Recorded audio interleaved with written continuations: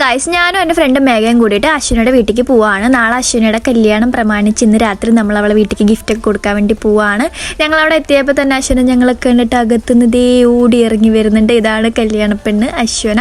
കുഴപ്പമില്ല, വലിയ തിരക്കൊന്നും ഉണ്ടായിരുന്നില്ല കേട്ടോ. പിന്നെ ഞങ്ങളവിടെ ചെന്ന് അവൾക്ക് മേടിച്ച് ഗിഫ്റ്റൊക്കെ കൊടുത്ത് അവിടെ വെച്ച് തന്നെ ഞങ്ങൾ തുറന്ന് നോക്കിപ്പിച്ചു. ഞങ്ങൾക്ക് സമാധാനം ഉണ്ടായില്ല, അതുകൊണ്ട് അവിടെ വെച്ച് തന്നെ അവളെ തുറന്ന് നോക്കിപ്പിച്ചു. സെലക്ഷൻ എന്നൊക്കെ അറിയില്ല, പക്ഷെ നന്നായിട്ടുണ്ട്. നമ്മൾ എവിടെ കണ്ണാടി കണ്ടാലും അവിടെ പട്ടിഷോ ഇറക്കണമല്ലോ, അതാണല്ലോ അതിൻ്റെ ഒരു ശരി. പിന്നെ തന്നെ കണ്ടപ്പോൾ എൻ്റെ കുട്ടി സബ്സ്ക്രൈബർ അശ്വനയുടെ ചേച്ചിയുടെ മോളാണ്. അവൾ ഓട്ടി വന്നപ്പോൾ എനിക്ക് ഭയങ്കര സന്തോഷമായി. പിന്നെ ഇതാ നമ്മുടെ പെൺവീട്ടുകാരുടെ പരിപാടിയാണ്, വേറെ ഒന്നല്ല, വിളമ്പലിക്ക് കടന്നു കേട്ടോ ചേച്ചിമാരെല്ലാവരും. അശ്വനെ ഇതേ ചോറ് വിളമ്പാനായിട്ട് പോയി. അങ്ങനെ അവർ തകർത്ത് ഫുഡ് വിളമ്പലിലായിരുന്നു. അതിൻ്റെ ഇടയിൽ സമയം ഒരുപാടായി എന്ന് പറഞ്ഞിട്ട് ഞങ്ങൾ അവളോട് ടാറ്റയൊക്കെ പറഞ്ഞ് മേഘ എന്നെ വീട്ടിൽ കൊണ്ടാക്കി. അവൾ നേരെ അവളെ വീട്ടിലേക്ക് പോയി. അപ്പം അത്രയേ ഉള്ളൂ. Tata, bye bye, see U.